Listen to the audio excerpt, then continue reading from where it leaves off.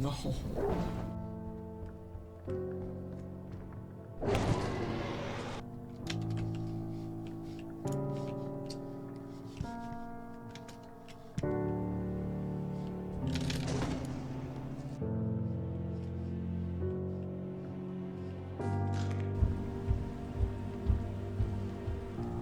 You've got to be fucking kidding me.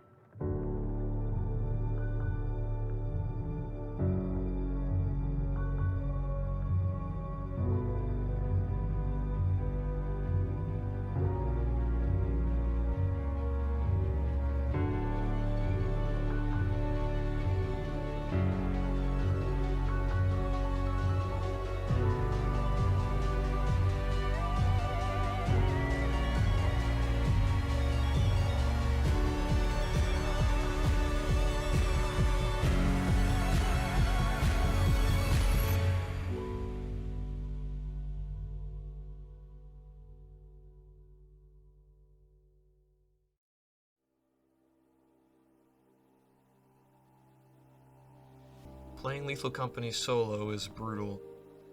Some would recoil at the idea of having to play such an unpredictable and unfair game with no safety net and nobody to back you up. But for some, this is exactly the experience they're looking for. The game's designed to be played with multiple people, and it shows. Some maps are big enough for 4 people to explore the facility for the whole day and still leave some parts of it unexplored. A single piece of equipment takes up a fourth of your inventory space, and dying once removes all of the loot on your ship, and with it, your run. On top of that, if you run into an obstacle such as an impassable turret or a coil head, then I hope the loot you've already collected will suffice, because you're not getting any more. One of the most important skills to have when playing Lethal Company is risk management. This is especially true in solo runs. As the day progresses, the likelihood of enemies spawning increases exponentially, so most solo players will leave the map before it gets too dangerous. Something that came to my mind when watching other players attempt running solo was how much loot they missed out on by leaving the map early. If you were trying to get the highest quota possible, why wouldn't you try to get the highest amount of loot possible? Yes, monsters spawn outside later in the day and are extremely dangerous, but shouldn't there be a way to deal with them? Well, after a bit of theory crafting between my friend and I, we found there is a way to deal with them. We came up with a strategy we call Boxer Strat, named after my friend's in-game alias, Boxer, and also an important tool in the strategy, the boombox. To most players, the boombox seems like a silly item to bring in when you're messing around with friends and want to blast some music. But some players might notice that the boombox isn't in the game's decoration tab, but in the equipment tab. This is because the boombox has a very important practical use, distracting eyeless dogs. This is how you use it. First, you're going to need more than just a boombox.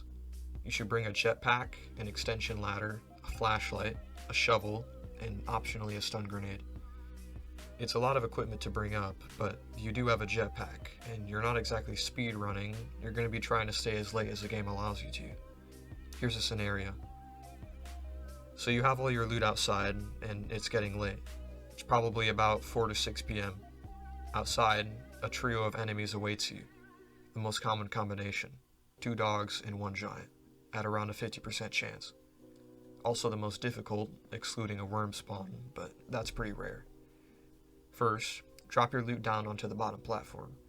Make sure you separate the big and small items for the sake of speed. Then, grabbing your jetpack and ladder, leaving the shovel and boombox at the top, drop down to your loot. Make sure you always have your jetpack on you, or you will die.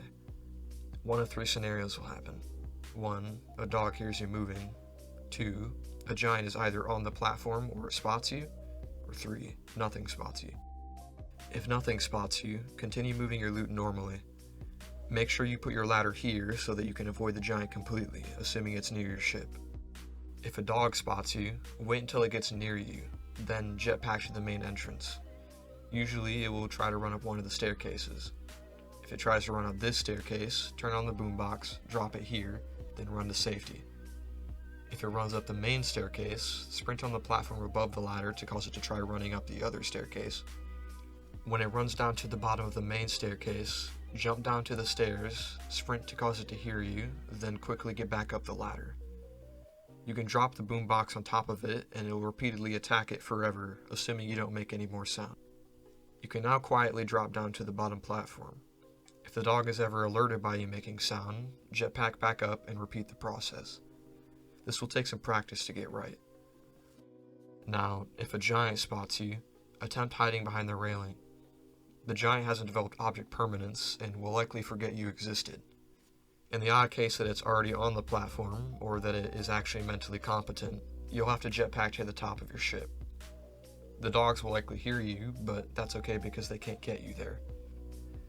When the giant gets close, you can jetpack to the top platform, and it will usually stay near your ship, which is exactly where you want it to be. Masked aren't much of a problem. Either kill it yourself or let the dogs on your boombox do the job for you. If there's a worm, jetpack to the top platform and pray to the Lord that it goes away. After all of your loot is dropped to the ship, jetpack up to grab the rest of your items, sprinting on the top platform again to make the dogs leave your boombox alone, and jetpack back down. Sometimes the giant's hard camping the entrance to your ship, but that's what the optional stun grenade is for. The rest should be self-explanatory. So now you know how to stay late on Titan. I hope to see more Quota 11 runs in the high quota % category in the future, and maybe even one day Quota 12 will be reached. And now, onto my experience. When you first start playing Lethal Company solo, the game will slap you in the face with the realization that it is somehow even harder than you thought it would be. It has a way of showing you how much you suck at the game, and it will have no mercy in doing that.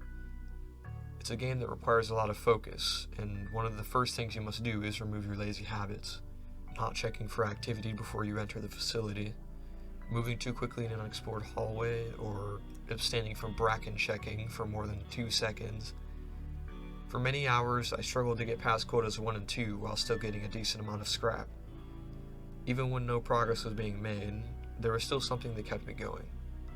It was the fact that most times I died, there's a clear, better decision I could have made that would have caused me to survive. Keyword, most times. Feeling like losing is your fault is important in a game, and seeing your improvement over time is one of the most satisfying things a challenging game can offer. Eventually I started to reach higher quotas, and though I didn't reach close to Quota 11 very much, I knew I could get it. I knew how to get a good Titan run, and I just had to get it X amount of times in a row. And one day, it actually came. Okay, it says I have 3367, so I need 200. Yeah. This is like the most like my God. fucking. Dude, I'm gonna Quotas get even Quota spawn 11, it's gonna insurance? happen. At least I can rest well, knowing I see history. Running high quota % has been one of the most enjoyable single-player experiences I've ever had. And to those watching, I recommend you try it too. If you have any questions about Boxer Strat, either leave a comment or message me on Discord. Also, if you want to see it, I'll link my full run in the description. Thanks for watching. Look down, you just have to sync your mouse movements with it so that... doing, dude? I'm dead.